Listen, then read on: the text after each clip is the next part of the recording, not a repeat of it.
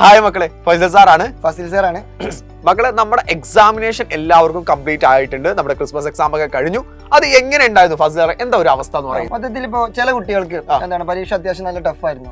സ്വാഭാവികമായിട്ടും question paper നല്ല change വന്നിട്ടുണ്ട്. ടെക്സ്റ്റ് ബുക്കിലും മാറ്റങ്ങൾ വന്നിട്ടുണ്ട്. അപ്പൊ മൊത്തത്തിൽ ചില കുട്ടികൾക്ക് നല്ല ടഫ് ആയിരുന്നു. പക്ഷെ ചില കുട്ടികൾ നല്ല അടിപൊളിയായിട്ട് ഞങ്ങൾ എക്സാം എഴുതിയിട്ടുണ്ട്, സൂപ്പർ ആക്കിയിട്ടുണ്ട്, അങ്ങനെ പറയുന്നുണ്ട്. പിന്നെ ചില ആളുകൾ ആവറേജ്, എന്താ നമ്മൾ പണ്ടുണ്ടല്ലോ എക്സാം കുഴപ്പമില്ലാത്ത ടീം ഏറ്റവും കൂടുതലായിട്ട് എന്ത് ചെയ്യാന്ന് ഈ ഒരു പ്രാവശ്യത്തെ പരീക്ഷ നമ്മൾ ഏറ്റവും കൂടുതൽ കണ്ടു. അപ്പൊ ഈ കുഴപ്പമില്ലാത്ത ടീം എപ്പോഴും പറയുന്ന ഒരു വാക്ക് എന്താണെന്നറിയോ?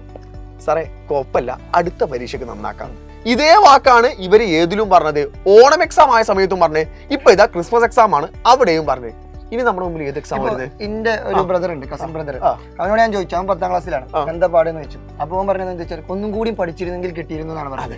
അപ്പൊ ഇത്രയും കാലം എനിക്ക് ആ ഒരു ബോധമൊന്നുമില്ല. ഇപ്പോഴാണ് ആ ഒരു ബോധം വന്നത്. കാരണം എന്താണ്, ഇപ്പൊ ചില എക്സാമ്പിളൊക്കെ ഭയങ്കര ക്വസ്റ്റ്യൻ പാറ്റേൺ ഇപ്പൊ ഇനി പഠിക്കണം, പ്രശ്നമാണ്, ഗുരുതരമാണ്, സീനാണ് എന്നൊക്കെയുള്ള ഒരു സാധനം ഇപ്പൊ മൈൻഡിൽ വന്നിട്ടുണ്ട്. അങ്ങനെയും കുറെ പിള്ളേരുണ്ട് കേട്ടോ. അതായത് ഇപ്പൊ ബോധം വന്ന കുറെ ആളുകളാണ്. പക്ഷെ ഈ ഒരു ബോധം നമുക്ക് എല്ലാ പ്രാവശ്യം എപ്പോഴും വരുന്ന ഒരു സാധനമാണെന്നുള്ളതൊക്കെ സത്യം. പക്ഷെ എന്നിരുന്നാലും അവിടെ ഒരു ബുദ്ധിമുട്ട് വരുന്നത് എന്താ അറിയോ? നമ്മൾ എപ്പോഴും പറയും അടുത്ത എക്സാമിന് നന്നാക്കാം, അടുത്ത എക്സാമിന് നന്നാക്കാം. ഇനി നമ്മുടെ മുമ്പിൽ വരുന്ന ഒരേ ഒരു എക്സാം എന്ന് പറയുന്നത് മെയിൻ എക്സാം, പബ്ലിക് എക്സാം ആണ്. അപ്പൊ അവിടെ നമ്മൾ എന്ത് ചെയ്യുന്നു? ഇപ്പൊ SLC ആണ്, അല്ലെങ്കിൽ 8 ആണ്, 9 ആണ്, നമ്മുടെ ആനുവൽ എക്സാം കഴിഞ്ഞിട്ട് ഇനി ഞങ്ങൾ നന്നാക്കായിരുന്നു എന്ന് പറഞ്ഞിട്ട് വല്ല ഉപകാരം ഉണ്ടോ? ഒരു കാര്യമില്ല. അപ്പൊ നമ്മൾ എന്ത് ചെയ്യണം? ആ ഒരു സമയത്തേക്ക് കൃത്യമായിട്ട് ഇപ്പോ മുതൽ എന്ത് ചെയ്യണം? പഠിച്ചിട്ട് തുടങ്ങണം. അതിനു വേണ്ടിയിട്ടാണ് നമ്മുടെ സൈലത്തിന്റെ end game batch. Yes, exactly. ചില കുട്ടികൾക്ക് ഇപ്പോഴും ഡൗട്ട് ഉണ്ട്, ഇനി തുടങ്ങിയാൽ കാര്യമുണ്ടോ സാർ? ഇനി തുടങ്ങിയാൽ എല്ലാം പഠിച്ചു തീരോ? അല്ല, ഇഷ്ടംപോലെ ചാപ്റ്റേഴ്സ് ഇല്ലേ, ഭയങ്കര പ്രശ്നമില്ല, ബുദ്ധിമുട്ടാണ്, അങ്ങനെ കുറെ ആൾക്കാർക്ക് കൺസേൺ ഉണ്ടാവും. പക്ഷെ അതൊന്നും എന്ത് ചെയ്യില്ല, ഇവിടെ പ്രശ്നമില്ല. എൻഡ് ഗെയിം ബാച്ചിന്റെ കാര്യത്തിലേക്ക് നമ്മൾ ഡീറ്റെയിൽ ചെയ്തിട്ട് പറയുകയാണെന്നുണ്ടെങ്കിൽ മക്കളെ, നിങ്ങൾക്കുള്ള കംപ്ലീറ്റ് ചാപ്റ്റേഴ്സുകൾ നമ്മൾ അവിടെ പ്രൊവൈഡ് ചെയ്ത് തരുന്നതാണ്. അതിനെന്തെങ്കിലും ഈസി ആക്കിയിട്ട് നിങ്ങൾക്ക് കൺക്ലൂഡ് ചെയ്തിരും. കൂടാതെ തന്നെ മോഡൽ എക്സാമിനേഷൻ, നിങ്ങൾക്ക് ഇപ്പോൾ ഏറ്റവും വലിയ ബുദ്ധിമുട്ട് അനുഭവിക്കുന്ന കാര്യം എന്ന് പറയുന്നത് ഇവർക്ക് പ്രീവിയസ് ക്വസ്റ്റ്യൻ പേപ്പേഴ്സുകൾ കിട്ടുന്നില്ല. അതുകൊണ്ട് തന്നെ പാറ്റേണുകൾ ഭയങ്കര മാറ്റം വന്നിട്ടുണ്ട്. അതൊരു വലിയൊരു പോയിന്റ് ആണ്. കാരണം ഇപ്പൊ 8ാം ക്ലാസ്സിലും 10ാം ക്ലാസ്സിലും പ്രീവിയസ് ഇയർ ക്വസ്റ്റ്യൻ പേപ്പർ ഇല്ല. കാരണം ഈ വർഷമാണ് പുസ്തകം മാറിയത്. ഇനി 9ാം ക്ലാസ്സിലെ പിള്ളേരാണെങ്കിൽ ആ ഒരു വർഷത്തെ പ്രീവിയസ് ക്വസ്റ്റ്യൻ പേപ്പർ ഉള്ളൂ. ഞങ്ങളുടെ സോഷ്യലിന്റെ കാര്യത്തിൽ ഭയങ്കര സന്തോഷമാണ്. വാട്ട് ബൈ എന്ന് പറഞ്ഞ വാക്കന്നെ എടുത്ത് അതായത് പരമ്പരാഗതമായുള്ള ക്വസ്റ്റ്യൻസ് ഇല്ല.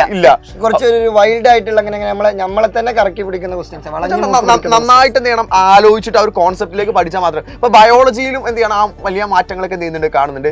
സോ മക്കളെ, നിങ്ങളോട് പറയാനുള്ള കാര്യം എന്ന് പറയുന്നത്, ഇനി നിങ്ങൾ പഠിക്കേണ്ട സമയമാണ്. നമ്മളെന്ത് ചെയ്തു? ഈ ഒരു വെക്കേഷൻ നമ്മൾ ആലോചിക്കുകയാണ്. വെക്കേഷൻ കഴിഞ്ഞ് നമ്മൾ 2026 സ്റ്റാർട്ട് ചെയ്യാണ്. ആ ഒരു സമയത്ത് നമ്മൾ പുതിയ തീരുമാനം എടുത്തിട്ടെങ്കിലും നിങ്ങൾ സ്റ്റാർട്ട് ചെയ്തേക്കണം. വെക്കേഷൻ ഒക്കെ എൻജോയ് ചെയ്തോട്ടെ. പൊളിച്ച് മിന്നിക്കട്ടെ, തൂഫാനാക്കട്ടെ. നമ്മുടെ ക്ലാസ്സും 1ാം തീയതി സ്റ്റാർട്ട് ചെയ്യുന്നത്. അതെ, കറക്റ്റ്.